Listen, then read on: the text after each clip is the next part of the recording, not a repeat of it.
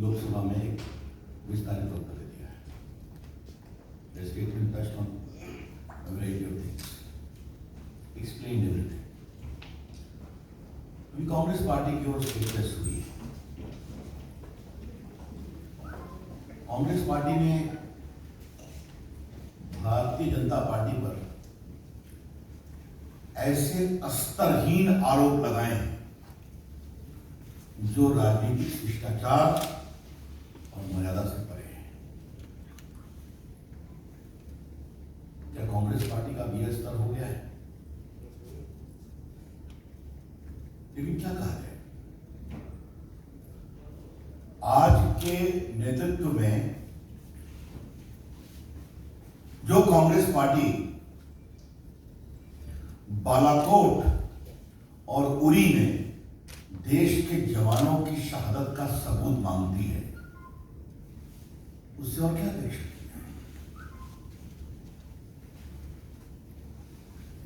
जो कांग्रेस पार्टी आज तक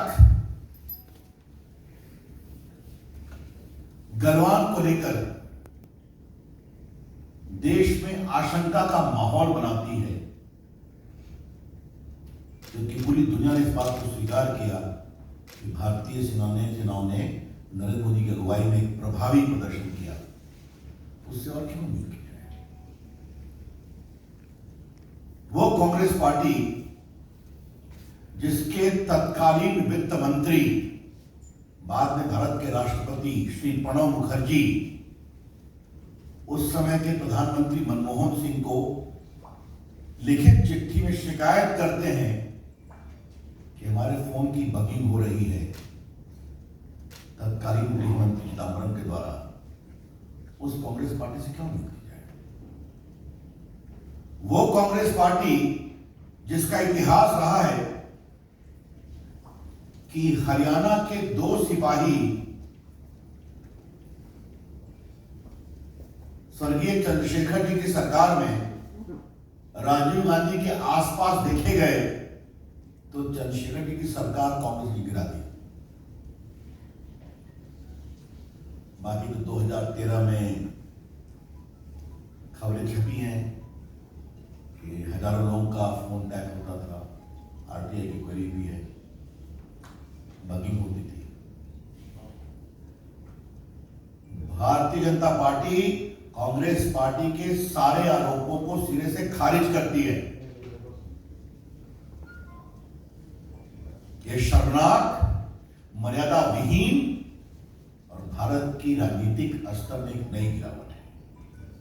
the BJP strongly refutes, condemns the baseless and bereft of political propriety comments leveled by Congress against the BJP. This is a new low in the political discourse of a party which has ruled India for more than 50 years. लेकिन जिस तरह के नेताओं की टिप्पणियां होती हैं, जिस तरह की स्तरहीन बातें करते हैं, तो आज के अवसर पर हम उनसे क्या अपेक्षा करें? देश सब देख रहा है और समझ रहा है। मित्रों, ये जो पेगासस की कहानी है, इसका संकेत आईटी मंत्री वैष्णव जी ने दिया था। ये सारी कहानी मॉनसून सत्र के पहले ही क्यों शुरू होती है? क्या कुछ लोग ये योजनाबद्ध तरीके से लगे हुए थे कि ये कहानी मॉनसून सत्र के पहले ही फोड़नी है ताकि देश में एक नया माहौल बनाया जाए? मैं कुछ सवाल खड़े करना चाहता हूं।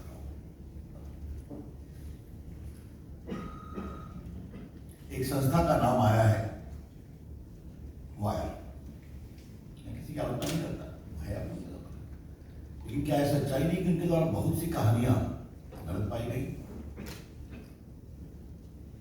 एक जज को लेकर कहानी बनाई गई थी, आपको याद होगा, महाराष्ट्र के जज थे, उनकी डेथ को लेकर सुप्रीम कोर्ट ने उस पर टिप्पणी की, वो पूरी कहानी झूठी थी। 2 राउंड उस पर लिटिगेशन हुआ था। उनकी और सारी चीजें क्या है आपको मालूम है? एमनेस्टी क्या है? एमनेस्टी का कई मामलों में भारत विरोधी एजेंडा रहा है या नहीं रहा? कैन वी डिनाई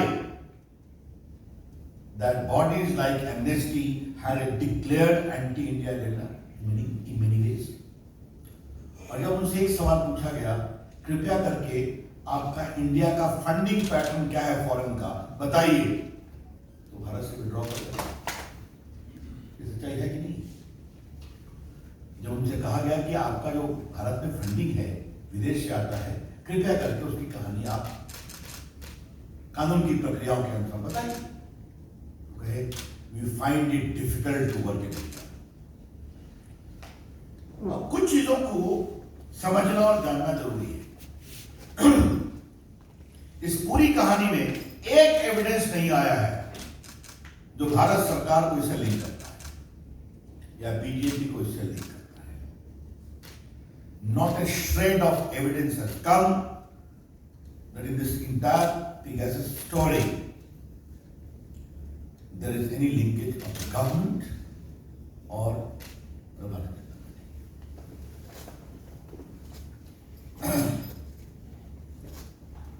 ये सवाल इसलिए जरूरी है कि दुनिया डिजिटल दुनिया है, तो दुनिया में बहुत सारे डेटाबेस हैं, लाखों में है, हजारों में है। तो जब तक आप उस डाटा का कोई एविडेंस नहीं देंगे भारत से लिंक करते हुए, तो आप निष्कर्ष कैसे निकालेंगे? ये आरोप कैसे लगाएंगे आप? और उसमें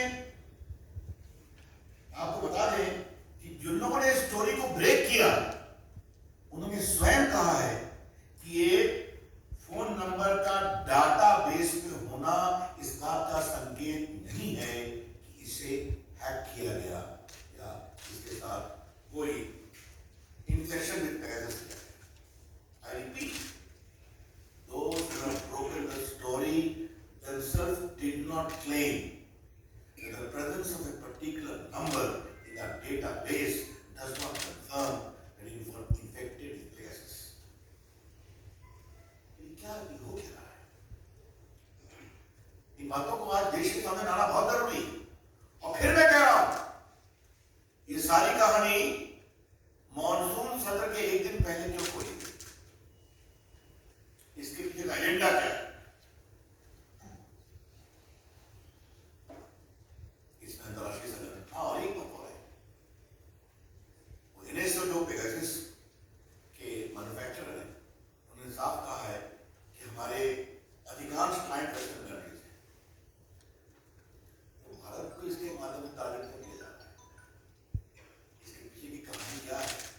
इस कहानी में ट्विस्ट क्या है? कुछ लोगों को लाया गया, उनके नाम फेंके गए। अभिषेक मुझे बता रहे थे कि कांग्रेस पार्टी के पूर्व अध्यक्ष का भी नाम है। क्षमा करिएगा, मैं व्यंग में बोल रहा हूं, तो सारे टिप्पणी रोज ही ट्वीट कर रहते हैं, वो देश में खुद ही ज्ञान देते रहते हैं, तो उसके लिए कोई अधिक जानने की जरूरत है। अब एक बात हम आपसे और कहना चाहेंगे कि ये जो पूरे ये संस्थाएं, अंतरराष्ट्रीय संस्थाएं और भारत में उसको एक प्रकार से फोड़ने की कोशिश और ऐसे मर्यादा विहीन शब्दों की चर्चा, तो क्या भारत की राजनीति में कुछ लोग सुपारी एजेंट हैं क्या? मैं इस शब्द का प्रयोग बुद्धिमानी से कर रहा हूं। कुछ दल, कुछ नेता, क्या ऐसी अंतरराष्ट्रीय कॉन्स्पिरेसी होती है कि उसके सुपारी एजेंट बन जाते हैं? अरे कोई नई बात तो नहीं है।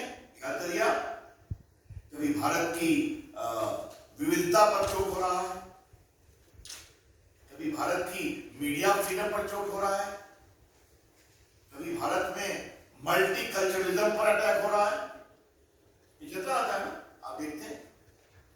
और इन सबों का कारण एकमात्र यही है, एकमात्र, कि हमारे प्रधानमंत्री नरेंद्र मोदी के अगुवाई में जो भारत ने दुनिया में अपनी एक साख बनाई है, उसे लोग परेशान हैं।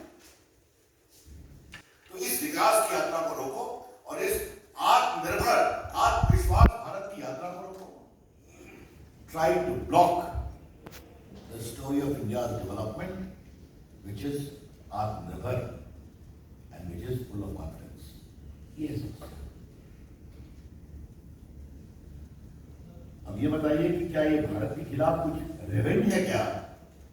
जिस तरह से भारत ने कोविड में काम किया, जिस तरह से भारत में आज वैक्सीनेशन चल रहा है, लगभग 40 करोड़ हो गए, 40 करोड़, दुनिया की बहुत सारी आबादियों से अधिक है, उसमें अधिकांश मेड इन इंडिया वैक्सीन है।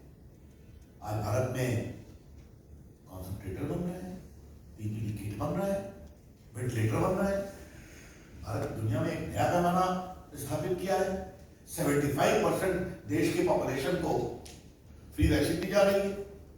तो क्या इससे लोगों को परेशानी है क्या कि भारत ये सब कैसे कर पा रहा है? चाहे वो डिजिटल इंडिया का क्षेत्र हो, IT का क्षेत्र हो, भारत की सेनाओं की बहादुरी का क्षेत्र हो, इससे परेशानी हो रही है क्या? या कुछ लोगों को इससे भी परेशानी हो रही है कि भारत टेक्नोलॉजी में आज सबसे अधिक विदेशी पूंजी निवेश प्राप्त कर रहा है। आपको मालूम होगा दुनिया में highest FDI is coming into India. इससे परेशानी हो रही है क्या? ये हम जरूर जानना चाहेंगे। इसीलिए ये सवाल फिर रेलेवेंट होता है कि अगर 45 से अधिक देश पेगासस का उपयोग कर रहे हैं, जैसा गैरोस ने बताया है, तो सिर्फ भारत को ही टारगेट क्यों किया जा रहा है? जबकि कहा गया कि साहब हमारा एक सिस्टम है। आज मंत्री जी ने बताया वो सिस्टम ये है कि फोन को अगर टैप करना है या ट्रैक करना है, टेलीग्राफ एक्ट के सेक्शन 5 में इस बात का प्रावधान है कि उसके लिए केंद्र के होम सेक्रेटरी या प्रदेश के होम सेक्रेटरी परमिशन देंगे। परमिशन रूल्स के मुताबिक, चाहे वो IT एक्ट हो, टेलीग्राफ एक्ट हो, एक निश्चित सीमा के लिए वो कार्रवाई चलेगी। उस कार्रवाई को एक रिव्यू कमेटी है जो कैबिनेट सेक्रेटरी हेड करते हैं, जिसमें IT communication secretary, law secretary बैठते हैं। वो नहीं कंफर्म करेंगे, नहीं चलेगा। तो ये पूरी एक प्रक्रिया, और ये सिर्फ और सिर्फ राष्ट्रीय सुरक्षा, नेशनल सिक्योरिटी के अनुपालन हो सकती है। इस पर सुप्रीम कोर्ट के कई फैसले हैं, कई प्रक्रिया है, आपने देखा होगा।